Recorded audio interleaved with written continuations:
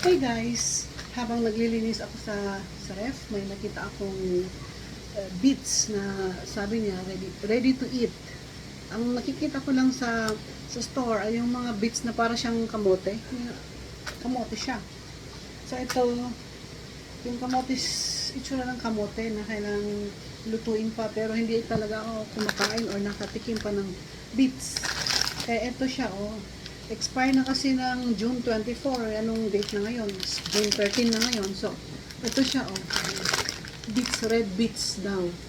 So, I don't know what to, if this is, natikman mo na tong beets? Mag-expire na kasi sa 24. Walang, naglilinis ako ng ref. Nakita ko, expired. Ay, sige, kit-kit. Pumili pa na yung anak kong babae, my daughter. Pumili siya, pero ayan ready to eat, sabi niya ready to eat. I-try nga na natin kung ano ang lasa niya. Pero ang alam ko, ito is very powerful antioxidant. Vitamin C na din.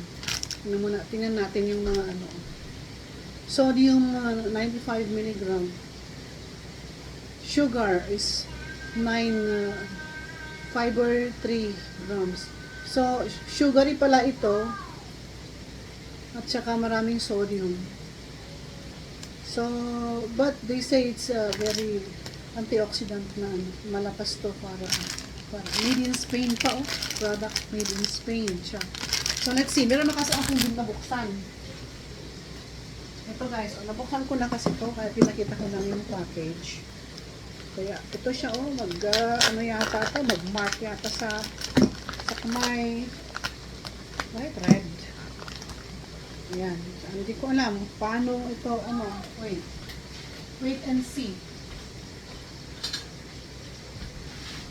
Ito guys, tatlo sa isang package.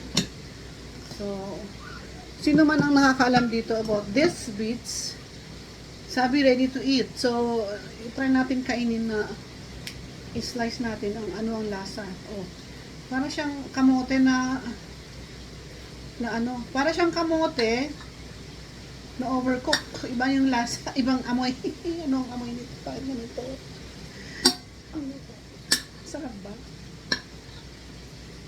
I will see. Slice ko maliit lang.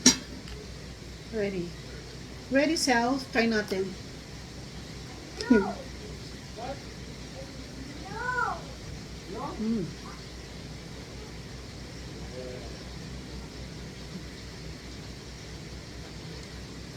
Masarap siya guys. Slicing ko na. Naimas pa. Met. Bits.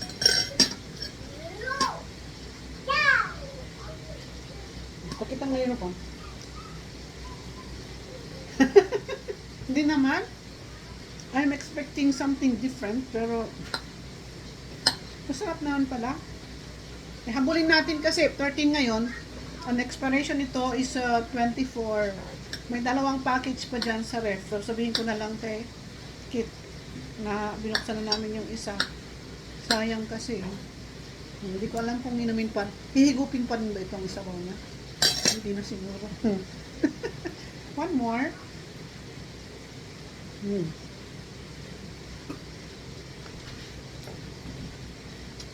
Parang singkamas ba?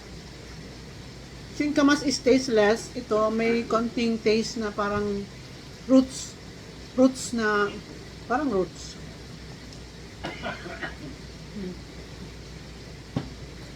Nice. I love it. Thank you. Comment sa baba guys kung ano pang ibang maidudulot nito na vitamins or minerals or something na naka-experience nito at ano ang effect. I mean, maganda ba ito sa i-shake na lang or lutuin na ganito? At paano lutuin to? Kasi maraming mga nakikita ko sa na fresh siya, hindi pa luto. I-boil lang ba? Comment sa baba. Thank you po.